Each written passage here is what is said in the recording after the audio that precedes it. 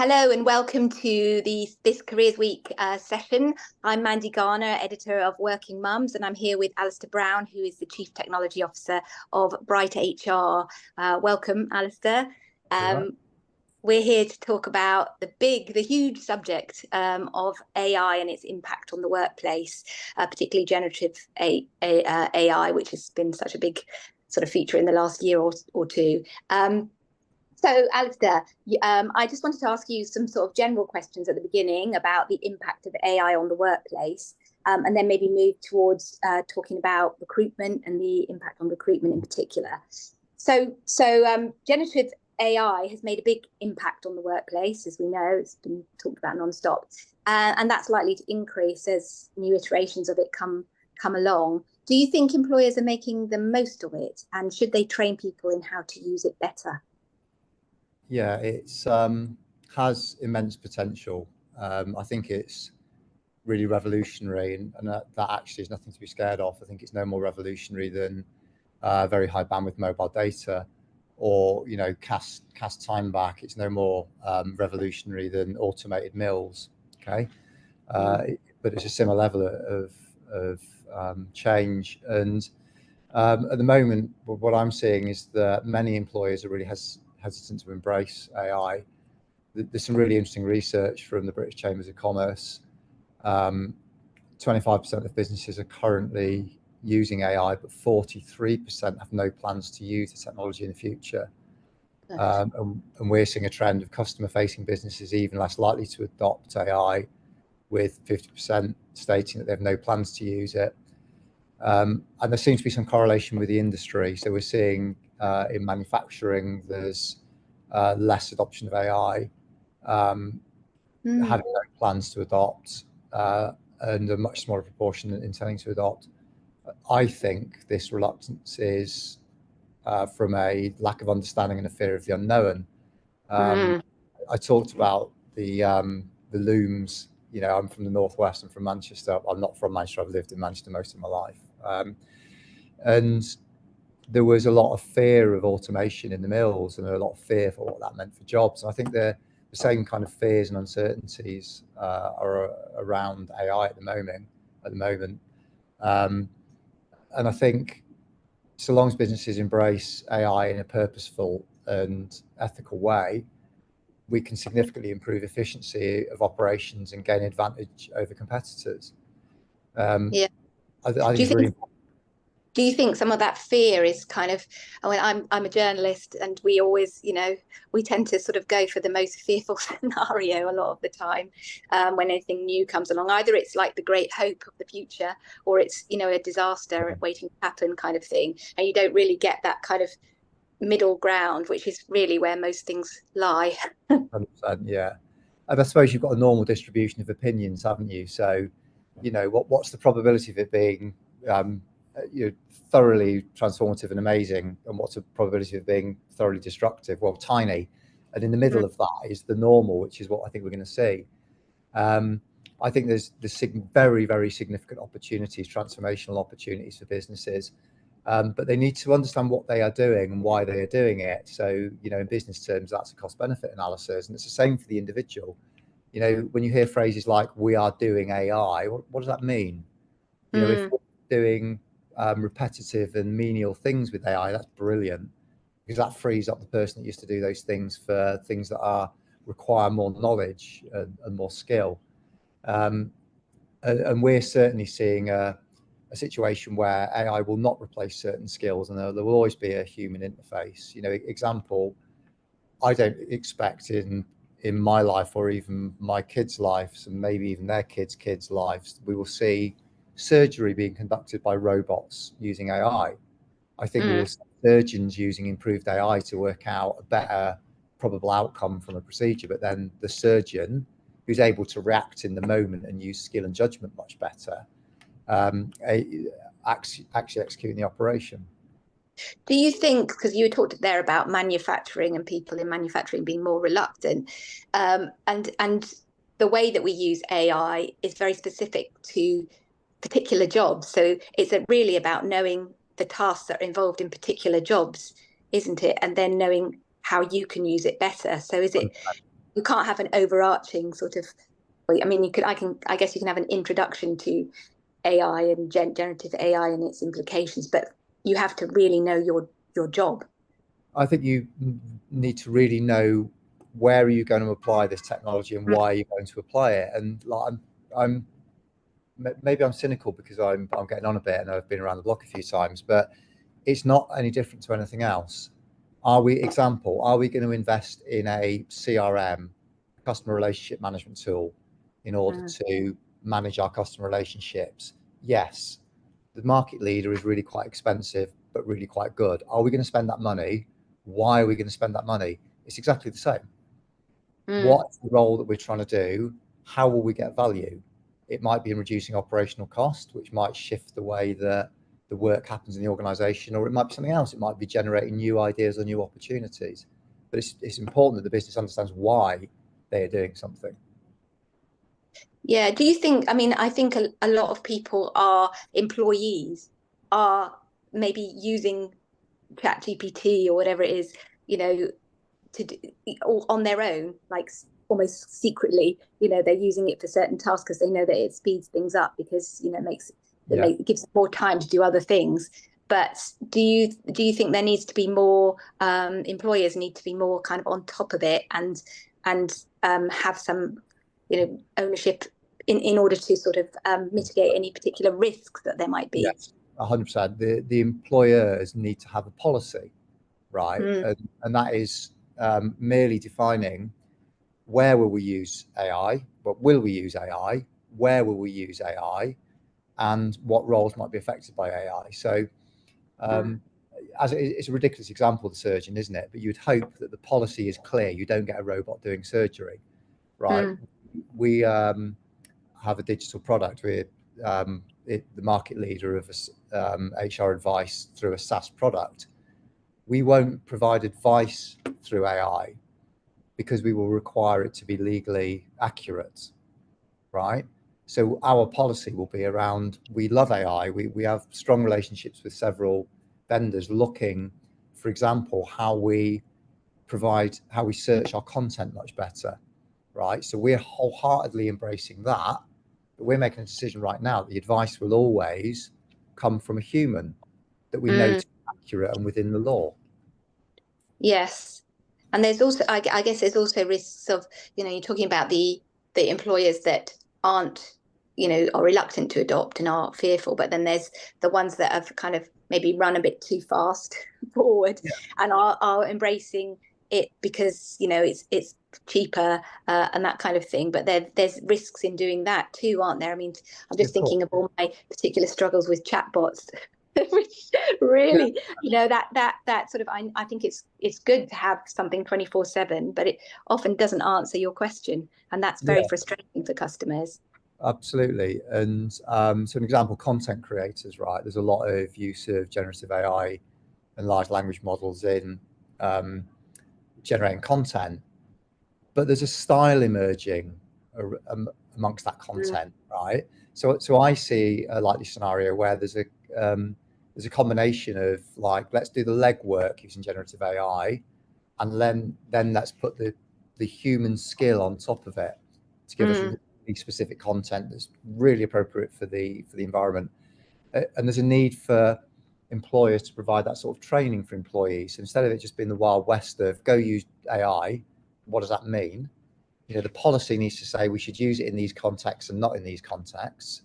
The employees need to know that, and then the employees need training on, well, how will we use it? What's the right sort of question to ask? Right? How do I prompt this to give me the best possible outcome? In our context, we're really interested in how the models are trained. So we train AI models, large language models, on our content that we know to be safe, right? So we know that the inputs are very, very high quality, and therefore the outputs are very, very high quality.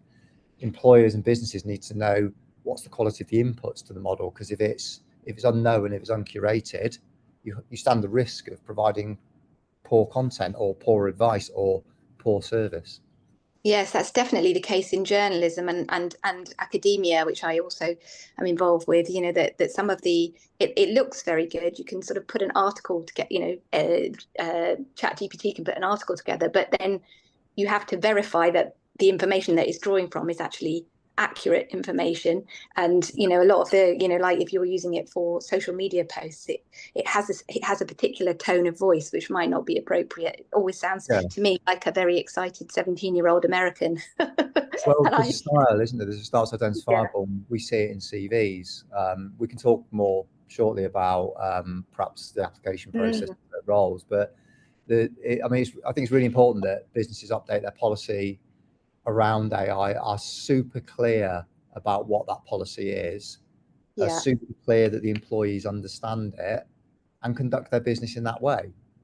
Yeah. Understand the risk profile. So, as an example, if providing advice, we do that. We provide HR advice, right? If that was outside of the law because our model was inappropriately trained, we provide insurance. They're not going to be insured. We're going to get sued, right? Mm, So you have to be aware of the risk you're taking, and your policy yeah. should cover that. Your policy should minimize the risk for the business, maximize the opportunity for the business. Yeah. Yeah, and then so you mentioned there about the job seekers, and that's a huge area, isn't it? And I know that there's been a report out recently that's talking about how employer estimates suggest about half of all job seekers are using AI tools to apply for roles, but that's leading Yeah, to employers being sort of inundated with very samey sort yeah, of exactly. CVs. Is Yeah. that quite low quality? Is that the future, or does that No, show the need for it? A no, human person in there somehow. it's the pragmatism of how we use this great thing, right? Um, the I believe that AI generated CVs can be spotted a mile off, right? You can spot when people have plagiarized content because the style of writing changes. You can spot when AI's been used because the style is quite obvious. Mm, It's going to get really interesting, I think, because there's going to be a race to the bottom, right? Everyone will use this technology, so everyone's CV will get the content quality lifted, but the believability reduced, right? mm. So make your content using AI, but then make sure that you understand everything that's been created, that's been generated for you, and you adjust it towards your context. And then you start to get a much more compelling proposition. So you're using the sort of AI to sort of shape like the framework, and then you're Research, filling in the kind get of research. the Yeah. detail. Yeah, yeah. I'm No, a that's technical really. professional. I'm a CTO, so I'm a really strong adopter of technology.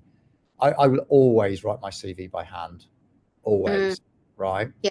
I'm likely to use AI to search for what other people say about themselves, right?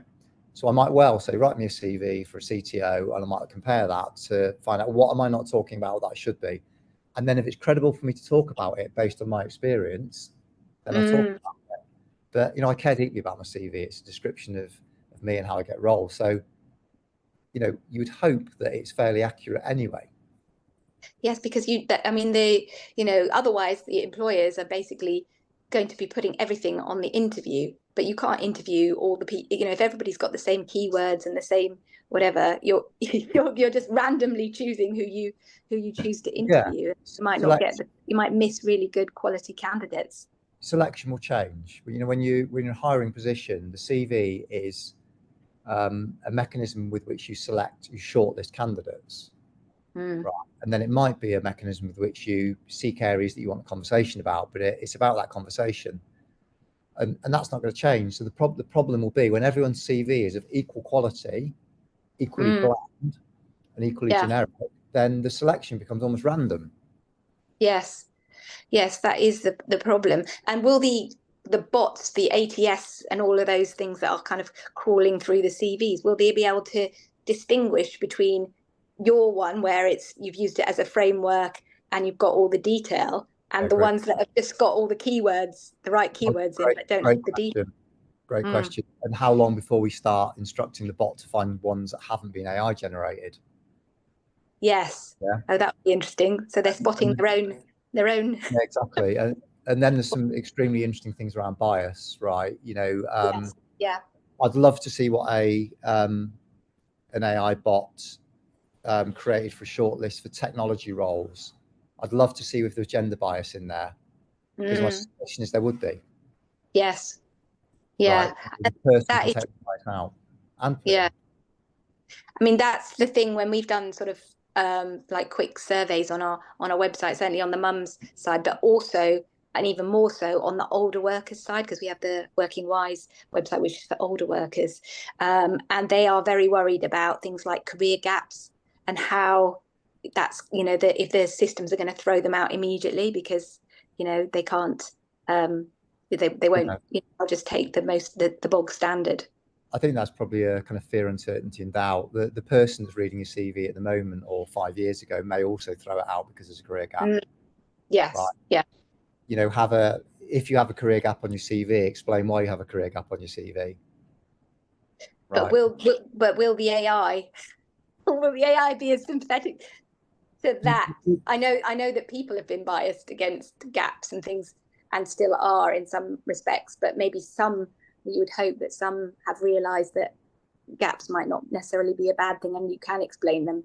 But will the Well, AI understand that? well, generative AI is all about iteration, isn't it? So, Yeah. this is why you need human intervention. That when the human starts to realize you're only getting, I don't know, people called Philip applying, then it's time to retrain the bot, isn't it? Right. Am I Yes. seeing nobody with career gaps? Am I only seeing people with career gaps? Well, then we need to retrain the bot. Right. That's where Yes. the human intervention comes in. So that's why they need to understand, the employers need to understand all of this stuff. The HR teams need to understand this and be able to analyze and keep evaluating and assessing. It's about governance, isn't it? Does this selection of CVs look sensible given the role I've advertised? If it doesn't, we see that right now. Sometimes we give really bad specifications to our recruiters and we see a really bad set of CVs. Well, do the maths. What's happened, right? Same rules apply, don't they? It's just we're using different technology to get us there. Yes, it's true, because sometimes what we see is the job descriptions are very prescriptive and they actually, you know, make it much too difficult for a lot of people to apply, and or people that don't feel confident enough, who've only got some of the, which tends to be more women, some of the sort of criteria don't Yeah, apply. Yeah, so yeah, it's the way you write it. absolutely. And Yeah. there's a whole different conversation there around writing a good job description, isn't there? Yes. Yeah, definitely. Do you think, are there other things than sort of writing applications that generative AI could be useful for in a job search? Um, Search is such a good context. We're adopting strongly for search because the volume of information we have at our fingertips now is vast. It's increased 10,000-fold in probably the last 10 years, and therefore our ability to find it with our eyes is reducing, or our ability isn't reducing, but the volume we have to sift through is reducing. Specific search, contextual search is looking really exciting for generative AI, and that's an area we're strongly embracing in our business. So, I can see the match of role being mm, to a candidate being really exciting and really interesting. I think much more so than generation of content for role, because I think that's really specific to your business. And if you instruct the bot to create me a job description for my business, it's going to go and find what's out there already and yeah. use that. Right, but that's okay. That's okay. Right, it might mean that you write less words or you can write words faster, but is it actually what you wanted? Mm, Back to that point of the knowledge, the thoughts being utilized with the technology.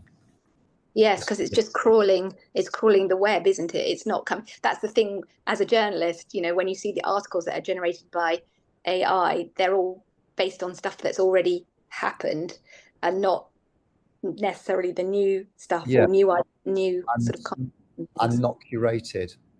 Mm, Right, so legal advice. There's a lot of stuff on the internet that's just not true. Right, yes, so that's the risk. yeah, absolutely. Are you? I guess finally, are you hopeful that generative AI will be a positive for HR if we understand the risks? I guess. 100%. Yeah, Mm, 100%. There's a huge opportunity to enhance our efficiency, right? Get deeper insights into employee data. There's huge opportunities for management or efficiency around repetitive, boring tasks. right? Yeah. Take that away from the people and get the people concentrating on the smart stuff. I think there's an adoption required. There's a cautious adoption required, which is really back to the point I've said already, which is like, understand why you're trying to use it, check you get that value, and implement it with some governance around it. Yeah.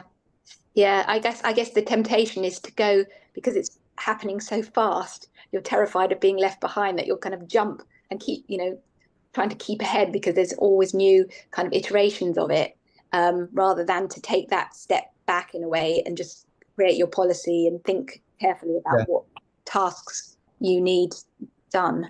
I think create policy isn't necessarily a really large or onerous thing, right? It's thinking about how you want to use technology and where you are going to use it. Yeah, yeah, absolutely. But with the human still in there, I guess. Yeah, and Somewhere. there's lots of evidence. The Institute of Student Employers found 70% of employers expressed a preference for a more human-centric approach. Right? Employers can be found liable for discrimination, irrespective of who discriminated, whether it was a bot or a person, right? Yeah. So there's some things that we need to get to grips with. I think it was Amazon in 2015 discovered that the AI recruitment tool was biased against women in roles. People are biased against character traits, Yes. right? Yeah. So we just need to get to a kind of sensible position of, it's the same rules that apply. How do we apply them? That's the only difference. Yes, because there's a lot of talk. There's the talk on the one hand that AI is going to improve the situation with regard to bias because it depends how it's programmed, which is absolutely true. But then there's the sort of, well, if it's drawing on already biased information, it's just going to entrench those things because it's, if you just leave it up to the AI, it won't even know to, reflect them. Yeah. If you look at some of the music streaming services recommendations, they're always in your area of like, aren't they? They're biased towards the things you listen to. Yeah. For a recommendation, that's not great. I'd like to listen to stuff I've never listened to before. Yes, it does sort of narrow things down, doesn't it? And and everybody and all the algorithms. Well, we're in the situation we are with misinformation and people all in their own little groups, which is not helpful. But yes, essentially HR, which is about the human, needs the human and the AI as well, Yeah. or technology, I guess. Yeah, and the excitement for me personally and for our business is when we can start to predict things for our customers. So, predicting future events based on previous events with a proportion of likelihood, that's so potent, isn't it? If our customers could say, we think we're going to have a problem with absence in June, right? That's so potent because you can start to mitigate it. Yeah. Right. And that's where I think there's some really exciting opportunities to be had. And do you think so, coming back to individuals rather than employers, what things do you think if your employer, for example, is not really, is fearful and what have you about AI, but should you just sort of do you have a responsibility also as an individual to sort of see, to understand your own job tasks and how AI could help with those kind of things? I think so. I think act within the policy, 100%. You have an employment contract, and if they have a policy, act within it, right? But if you think there's an opportunity, you should be lobbying for its use and lobbying for the policy to change, right? Yeah. And demonstrate why, but do it in the open. Don't do it in Yes. secret, right? Yeah. Say, I've got this idea. I think we should be using AI to sift CVs. Can we prove a concept? And if the business's attitude is no, 100% not, adhere, right? It might not be the right place for you to be working. Yeah. Yeah. Brilliant. Well, thank you so much. It's been really, really interesting talking to you. And there's so much going on with this, and I know that the people who are watching will be will have be going through all of this at the moment and bombarded with all these different things about AI. But it's not something we need to be scared of. 100%. I think we need to embrace it. I think we need to embrace it knowingly and sensibly. And it's exciting times. I think we've scratched the surface in this conversation. There's so much more we could talk about. Yes, definitely. Thanks so much. You're very welcome. Thank you.